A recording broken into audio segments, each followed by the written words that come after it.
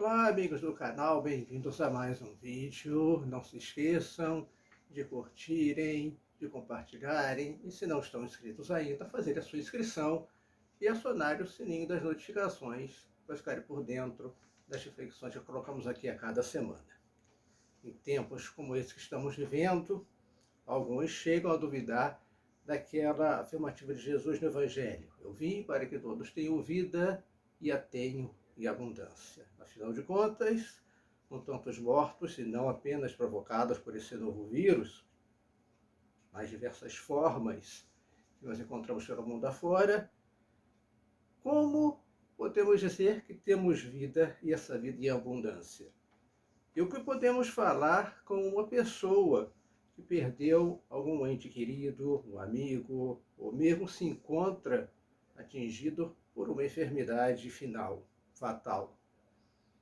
Queremos pensar alguma coisa a respeito disso? É só me acompanhar até o final desse vídeo.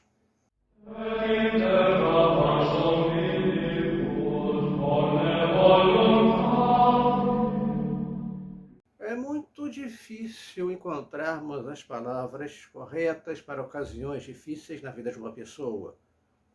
Uma mãe que perdeu um filho, que perdeu um marido, um pai na mesma situação, um filho que perdeu um dos pais, um jovem que perdeu o melhor amigo ou é diagnosticado com uma doença incurável. O que dizer uma pessoa que passa por uma situação tão desoladora? Certamente, se essa pessoa tiver uma vida de fé, será mais fácil, apesar de dolorosa, suportar a experiência. Ao contrário, se a pessoa não se amparar em algum tipo de religiosidade, seja ela qual for, dificilmente conseguirá suplantar a dor.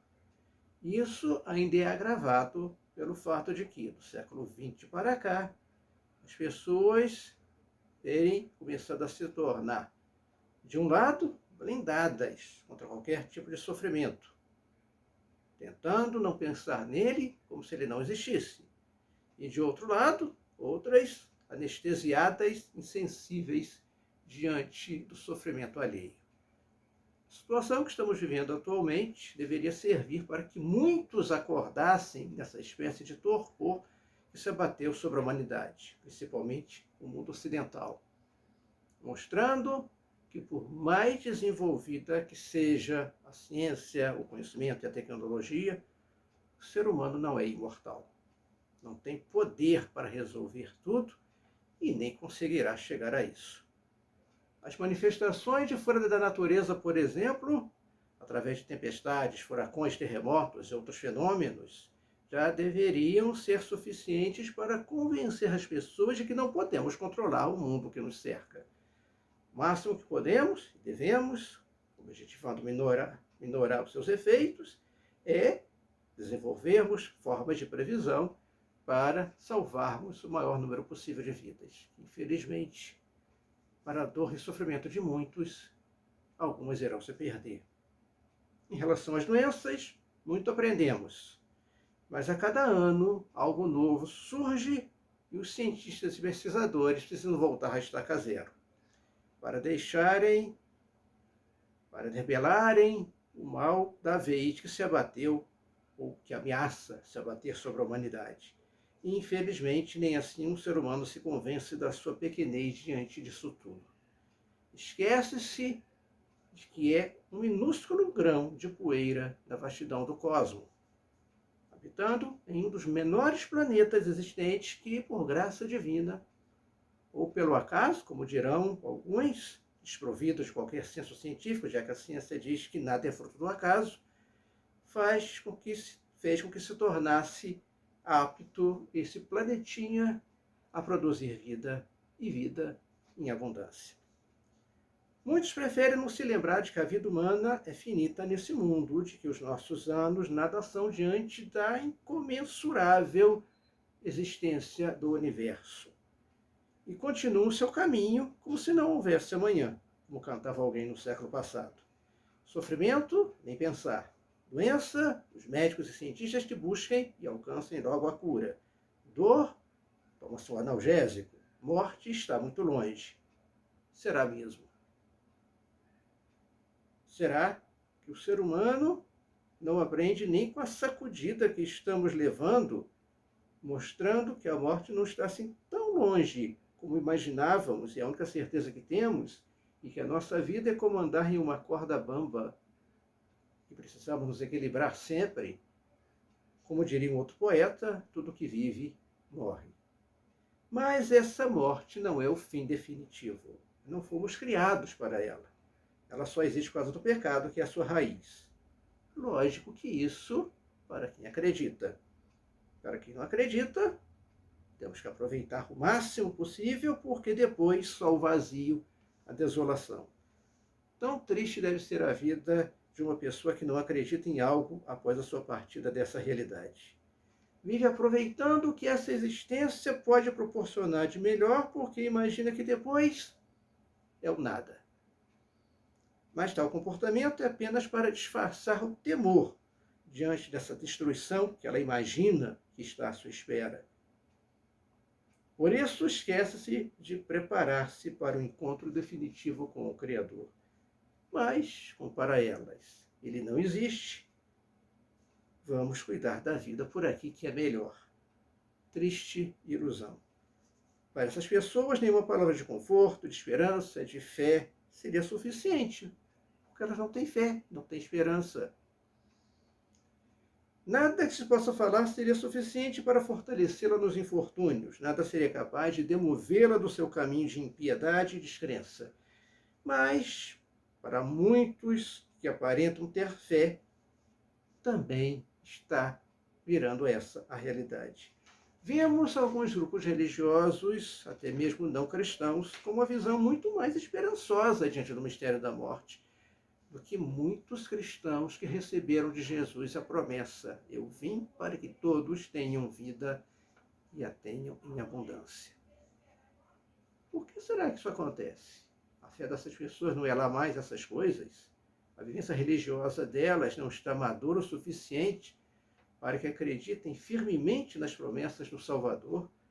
Ou a sua pretensa religiosidade é apenas uma maquiagem sem base que a sustente? É necessário que isso seja revertido e com urgência. É vergonhoso um cristão digno desse nome deixar-se levar pelo desespero, pela falta de fé e de esperança. Isso nos faz lembrar os mártires de qualquer época, que, confiando acima de tudo em Deus, não hesitaram em entregar a própria vida por aquele que não hesitou em se encarnar e entregar a sua própria vida para que nós a tenhamos e a tenhamos em abundância. Sim, porque a vida verdadeira que recebemos com o sacrifício da cruz não é essa vida passageira, mas a vida que nos espera em Deus e para a qual devemos nos preparar desde já. Mas o mundo não se preocupa mais, em boa parte, em defender mesmo essa vida passageira. Vemos filhos sendo mortos antes mesmo de nascerem porque seriam um estorvo. Vemos pais que sempre cuidaram dos filhos serem levados à chamada agora mais simpaticamente morte assistida, para não falarmos eutanásia, para que não sofram e também não se tornarem um estorvo na vida dos filhos que precisam continuar vivendo. A vida continua.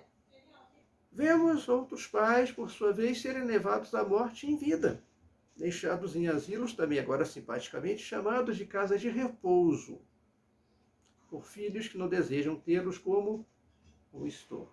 A palavra da moda é estorvo. Vai incomodar? É um estorvo a ser eliminado, seja lá de que maneira for. Só podemos desejar que esses filhos alcancem uma idade avançada e não sejam tratados pelos seus filhos da mesma forma que trataram seus pais.